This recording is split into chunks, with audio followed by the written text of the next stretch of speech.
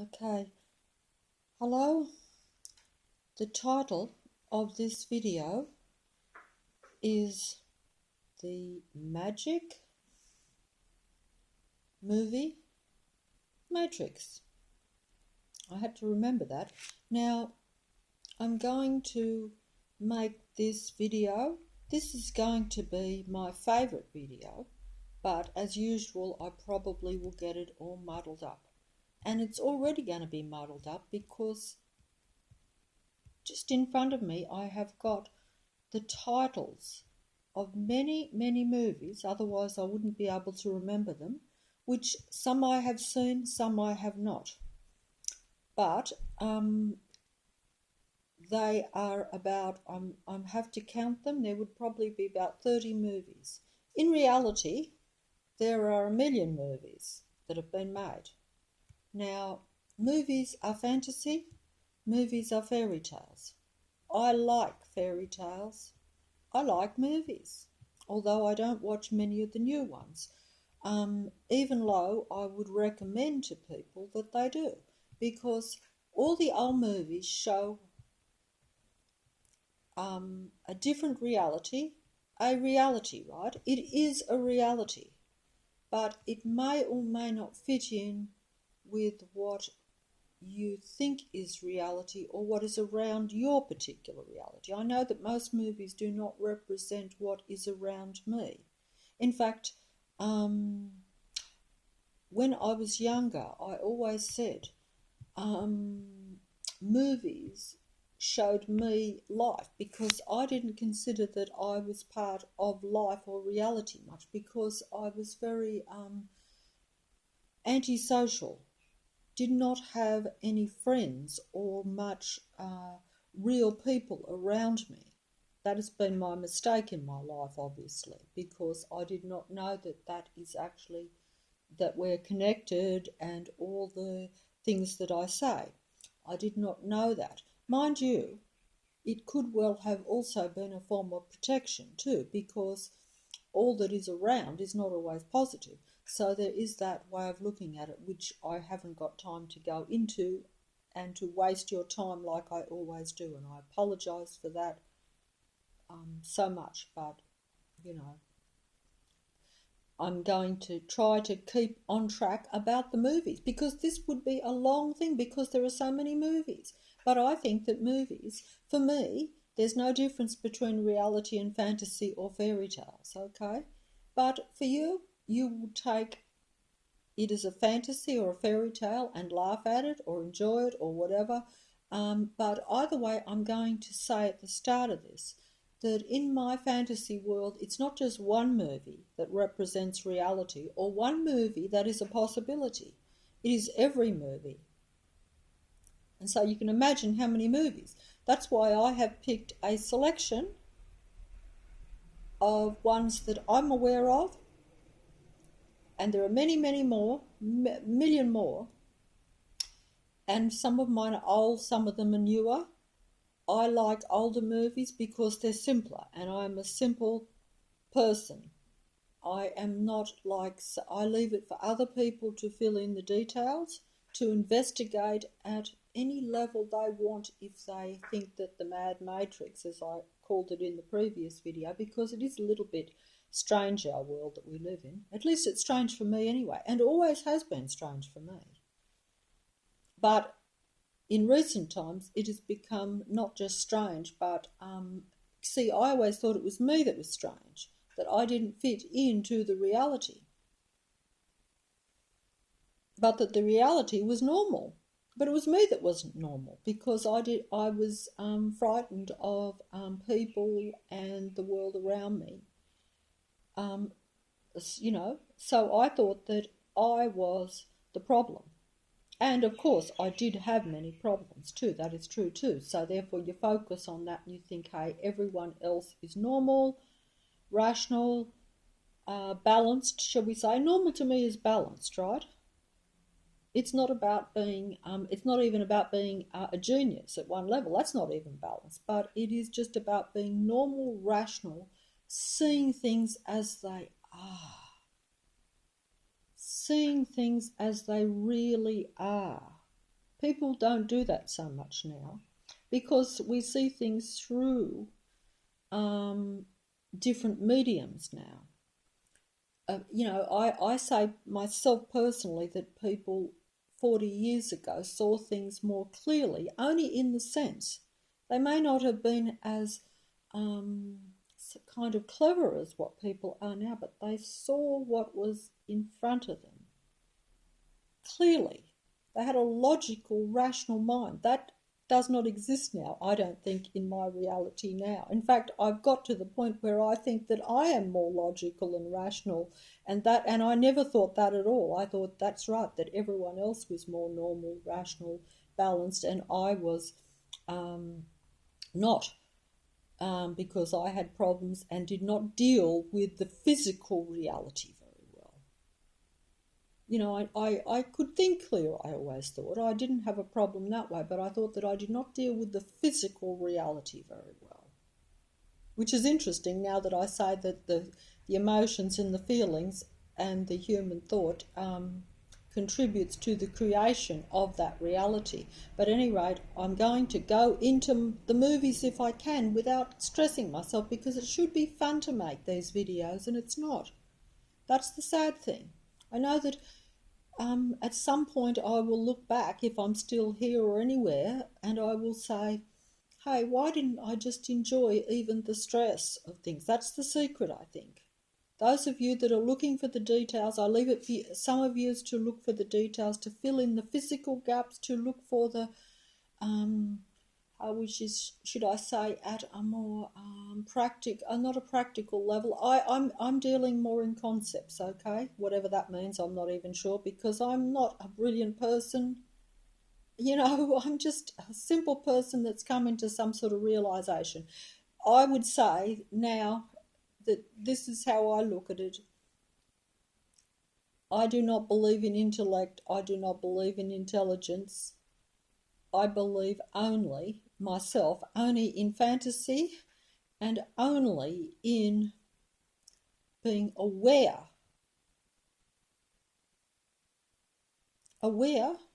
and a spiritual side to what is humans.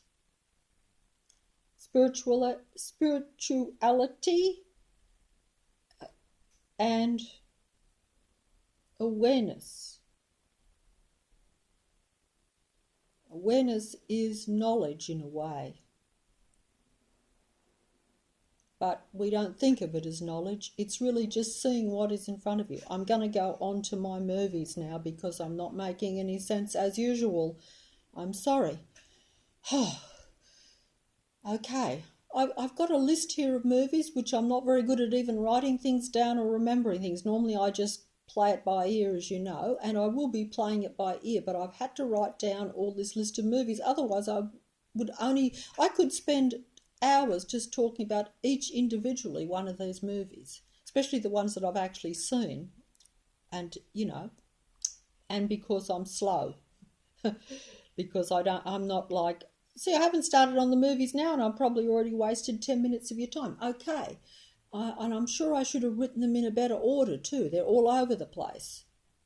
But I'm saying that all these movies, just, because I'm only going to talk a little bit about each one, a little tiny bit, make some point about it. There are many points that could be made, and I'm just going to try to think of what I think is a bit most relevant. But I'll probably be sorry after I've finished and say, hey, I left out something, which no doubt I will. But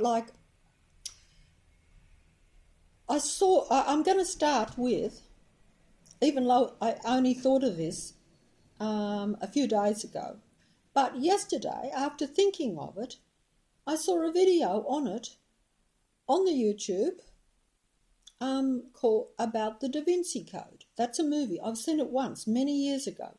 Did not understand it. Even though I was very interested to watch it, because I'm very interested in Leonardo da Vinci. And it's about the Mona Lisa and the Last Supper and his works of art, because I am interested in those old artists, have been since I was a child. Read a book once on Leonardo da Vinci, and I do not read books. Got it from the library years ago. Don't read books much, not a reader. Should be. Everyone should be a reader. I'll get to that when I get onto Fahrenheit 251. I can see that is written down. That is a movie that I saw also many, many, many years ago. Tried to see it recently, can't get a copy. I'm sure it's available though.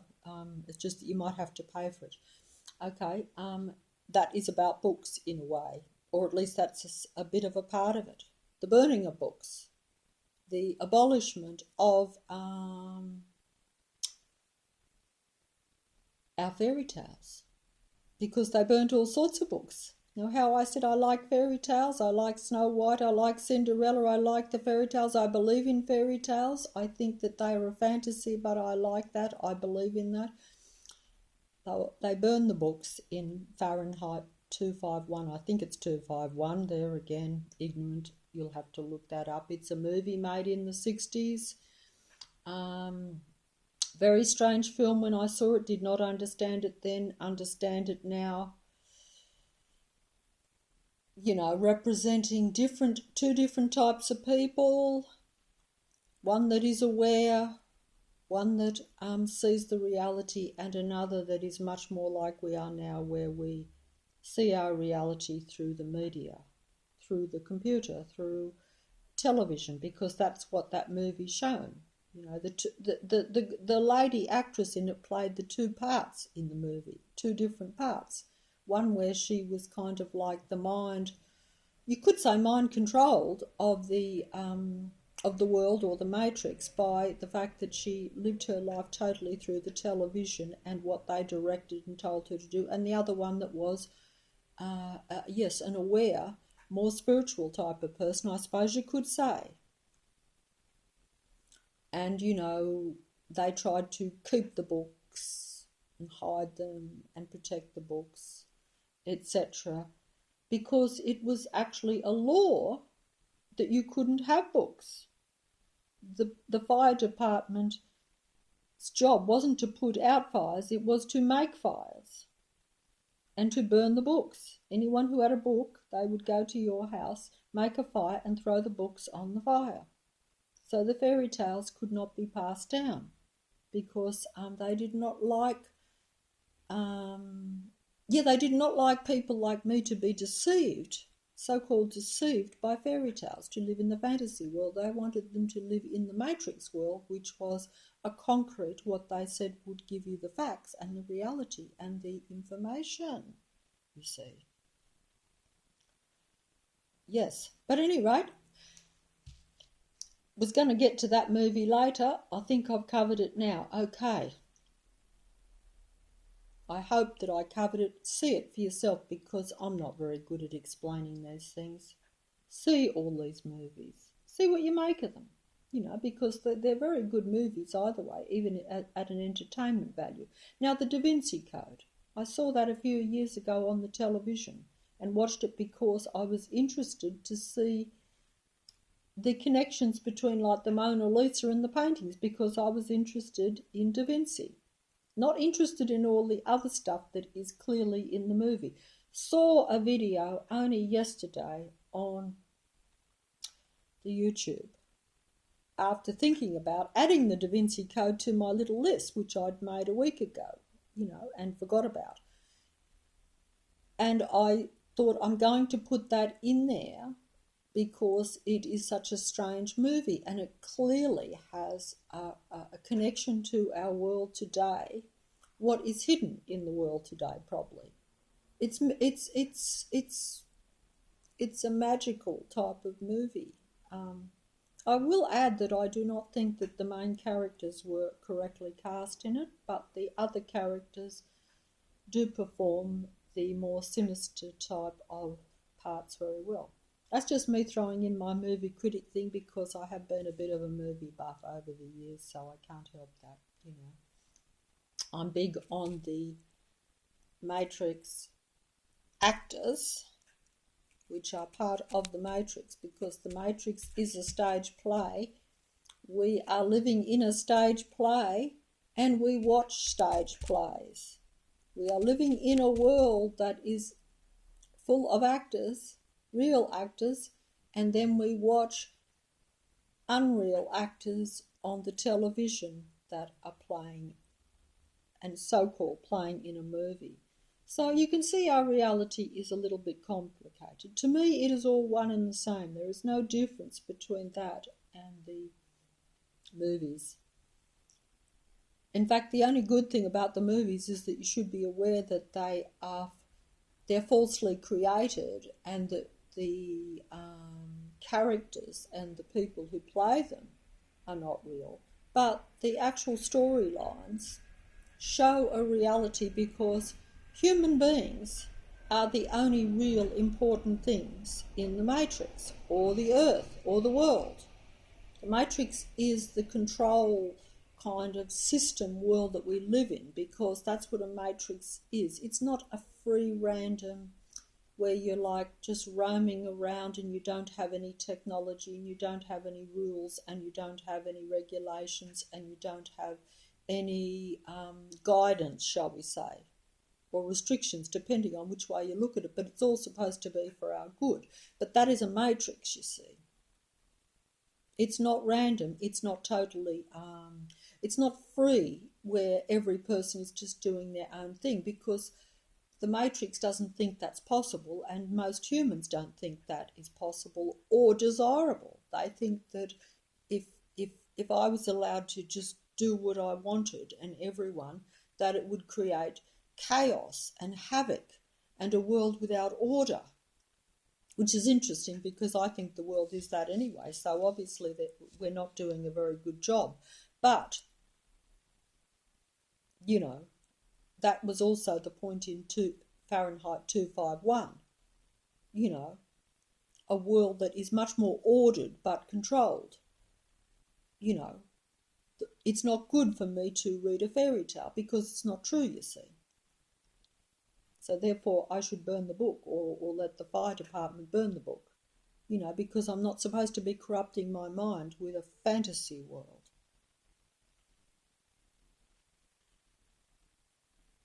I'm not supposed to be corrupting my mind and deceiving myself with a fantasy world of fairy tales, because they are not true, you see.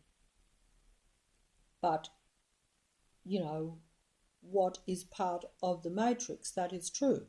So that is good for me to take that into my mind. That is the idea of the Fahrenheit 251 movie, you know. And you'll be happy, you see.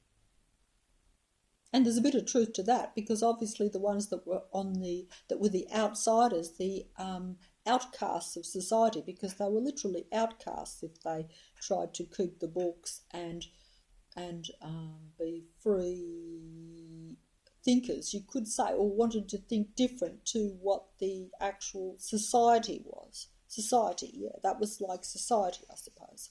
The society is the world that we live in, most people live in anyway, and that society, you know, was what was desirable for most people. And if you didn't want to be part of society, then you were an outcast. And, you know, you would be in trouble if you were found to be reading a book, for instance, you know. But at any rate, that is similar to another movie too, that I only saw about a month ago, which I've heard many people talk about, but even though I'm a movie one, I had not seen some of these. It was 1984. I think it was called 1984 and Brave New World. That was one that I saw. Not a very good print, very hard to watch, but the idea of that was a bit similar, where you had two different societies. We really only had one basic society like we have, but there were people who didn't fit into that society, who for whatever reason wanted to stay natural human beings, that just wanted to, shall we say, not be part of the or the computer world, almost you could say, the technological world. Yes, that's true. Yes, they were outcast too in that. They were like regarded as untouchables, and they were forced out of the main cities and all that sort of thing. You had to live on the outskirts and get on the best way they could, shall we say. and they were looked upon as very poor unfortunates, like almost like the homeless people that we have in our world. In my fantasy realm, this is a reverse world. I said this before, but I better get back onto the movies. In my fantasy world, it's a reverse world. So that means that right is wrong, black is white, good is bad, bad is good. And possibly, therefore,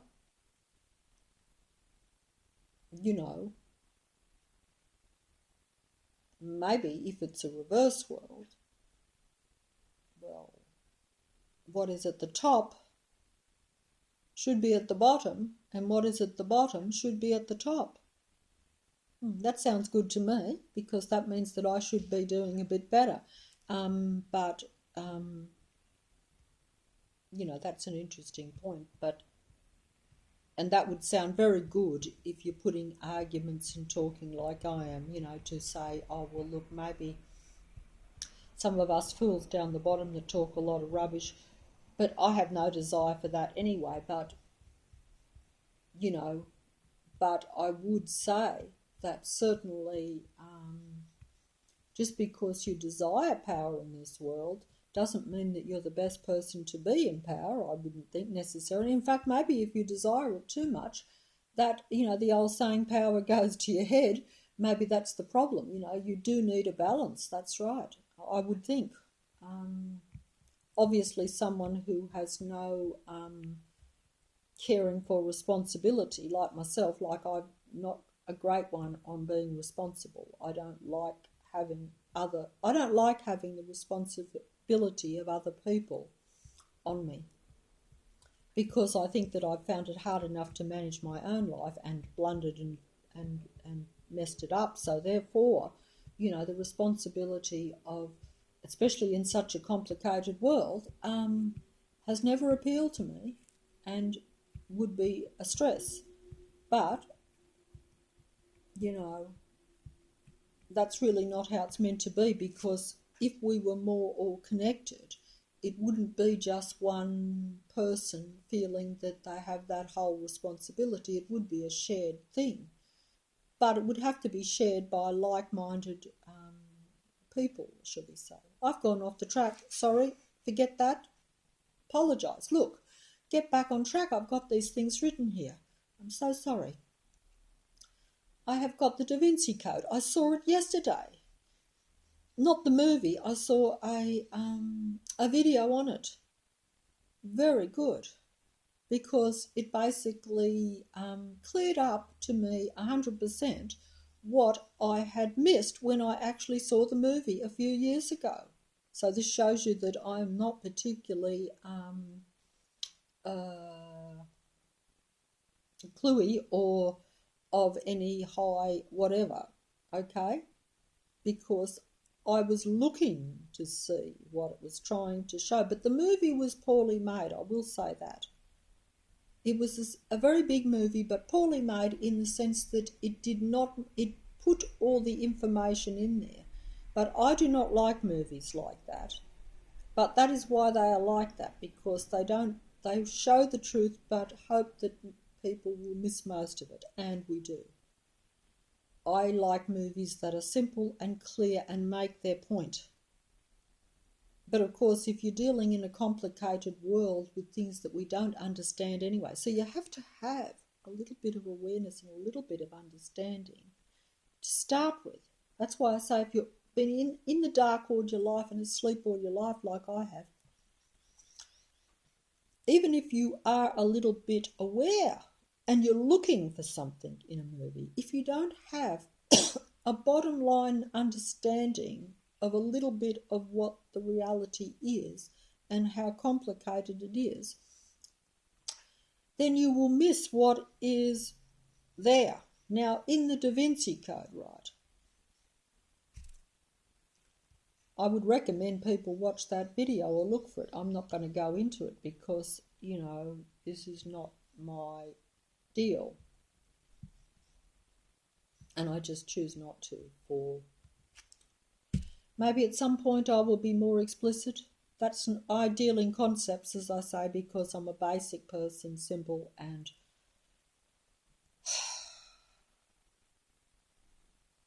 that's the way it is. But the Da Vinci Code, right? Now,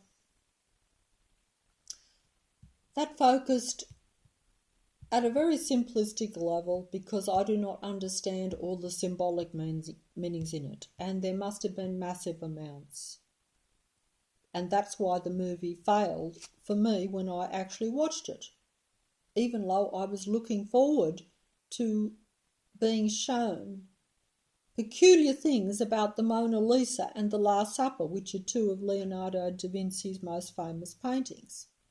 I would recommend he made very few paintings, even though he's regarded as probably the first or second best painter ever. That's interesting. Look at all of them. Look at all of them closely. Now, with the Mona Lisa, right, I have always thought, when I acknowledge it as a great painting, okay, like everybody else, so I'm not going to be controversial or silly there. Masterfully painted in a technical way, at a draftsmanship level, the way, the style, the artistic ability with the hands to create the picture. I assume that's how it was done, okay? But,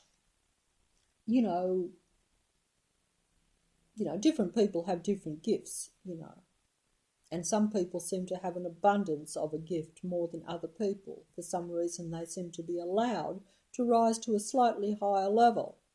I say allowed because I do believe there is an allowed thing here, but that's just me.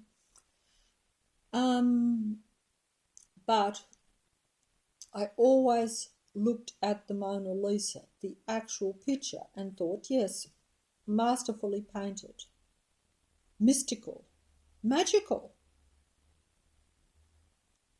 But I never understood the actual physical person image of this person that is the Mona Lisa.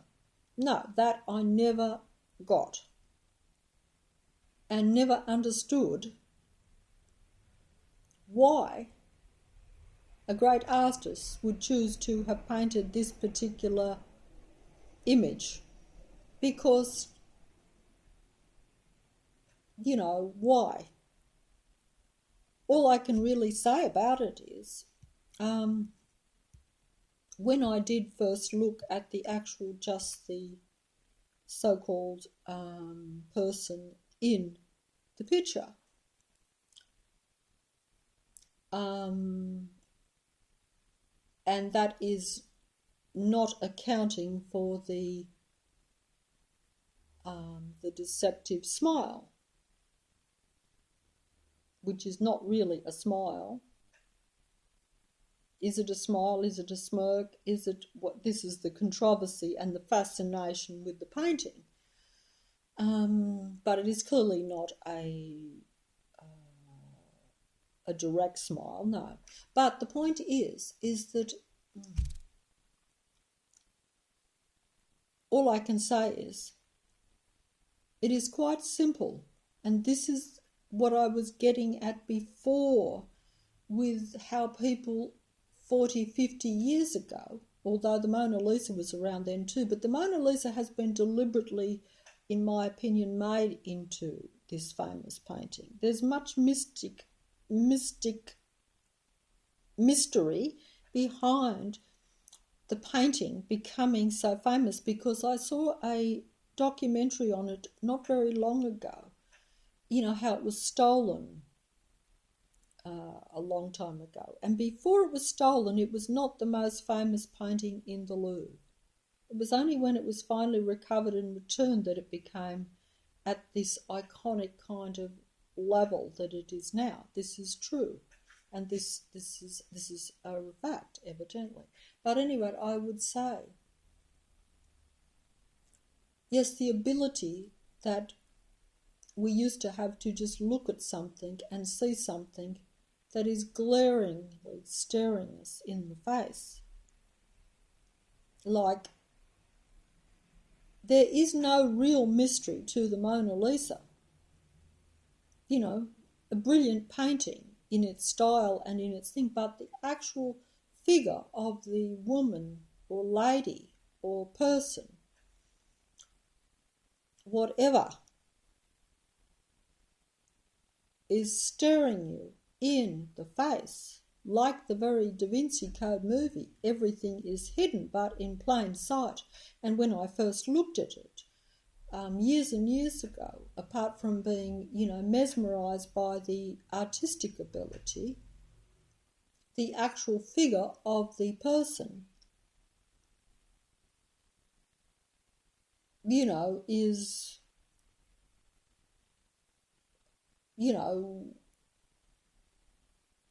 staring at you back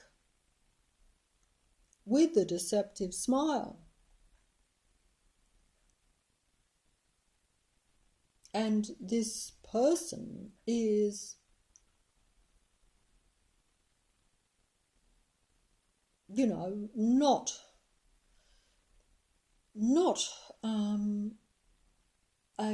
like if I was a great painter, I would not have, and I'm going to spend years painting a picture, and I have searched high and low and walked all around the streets. We are under the delusion that this person is this most wonderful figure of a person that should be painted and become so famous. And it is not. It is what it is, as they say. It looks right back at you. And if you look with the blinkers off, you do not see anything special. You see a simple person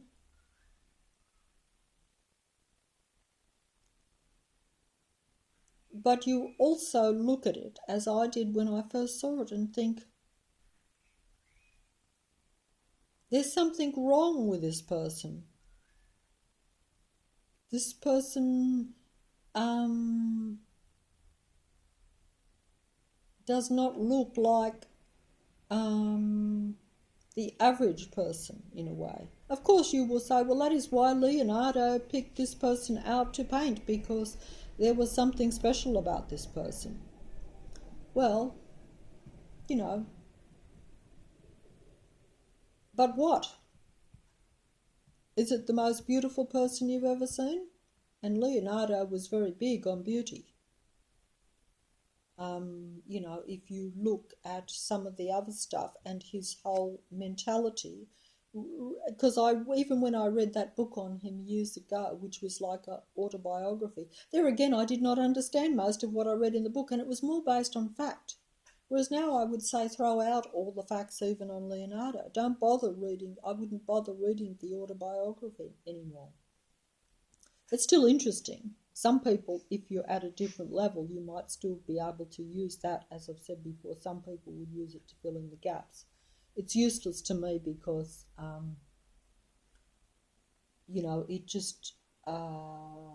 it just tricks me basically, because I, will think that then is a reality of that person, when clearly any biography, is just, it's putting facts. It's like saying that person lived here, did this, did that. It tells you nothing, really. It's irrelevant in a way. But anyway, rambled on too much. The Da Vinci Code, then there is the Last Supper too. I'm not going to go into the Last Supper because that is too religious for me. Even low, if you look at that painting, see both of these paintings, to be honest, great as they are, I have been attracted and repelled always by the Mona Lisa by The Last Supper, and by many other great art works. So I'm drawn to them, but repelled by them also. I've always said, the Mona Lisa is priceless, but I would doubt that I would want to have it hanging up in my living room. And that's saying a lot, because my living room could certainly do with improving. It is not very good at all. But it would be too disturbing for me, because there's something about that person, that image, that has always disturbed me, frightened me even a bit. But maybe I just didn't understand it. That's probably true. Now I understand it, but it still disturbs me. Because if you're not used to something and it's not what you, find attractive almost, you could say, well, look, then it is going to be, and it's like my hide to say that. I mean, I'm not making, I've already said greatly attracted, but also disturbed and repelled. But I never understood why I was disturbed and repelled by these great paintings. And when I said this to people, they would think that was strange, because they didn't get that vibe. It is a vibe, and I'm big on vibes. I just didn't know how important the vibes were most of my life. In fact, I thought there was something wrong with me to get the vibe, because it made me uncomfortable, and no one wants to be uncomfortable. You don't want to be upset by things that other people are comfortable with, But maybe others have noticed this. But anyway, the Da Vinci Code, there was a movie made after that but with the same characters, which I have not seen, called Angels and Demons. I've not seen it, but the title is interesting. I'm just going to leave it at the title, and you can go and look at it, and I'll try and look at it if it comes up. Okay, now the Da Vinci Code, I had The Crying Game. I did a little video and talked about this movie in another video. The Crying Game, the Da Vinci Code. Some of these movies, they're all interconnected. All these movies, they're all interconnected.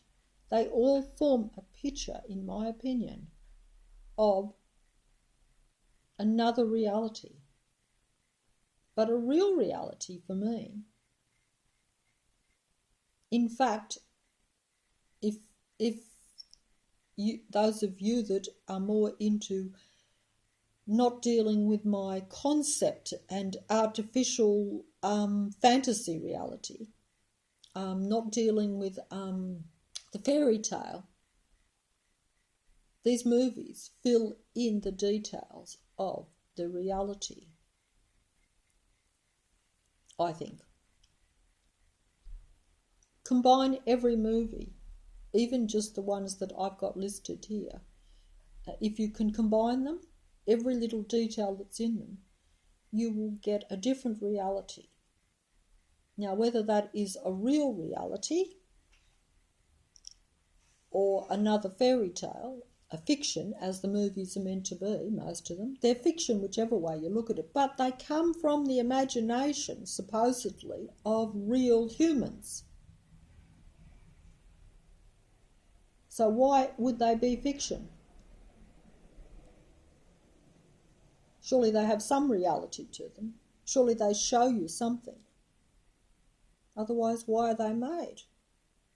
Yes, they're entertainment, but, you don't have to you don't have to make a movie like The Da Vinci Code and Angels and Demons and The Crying Game for entertainment. They are not entertaining movies. They're interesting, they're fascinating, but they are dark, sinister movies. All of those. Unless you're of a positive way of looking at things, to where even something that is not really that feel good, shall we say, whatever, that's good. That's good. That's how it should be. But the real realities, they are even just at the superficial level that you watch them. They are dark, sinister, negative movies in the sense that they don't show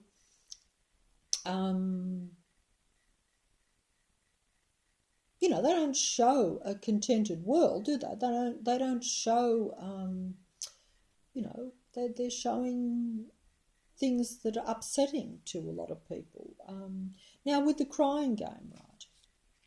Now that was about a man falling in love with a woman that turned out to not be a woman, that turned out to be different to a woman.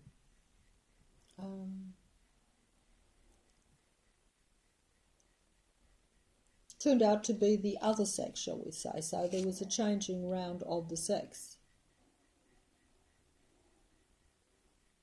And he fell in love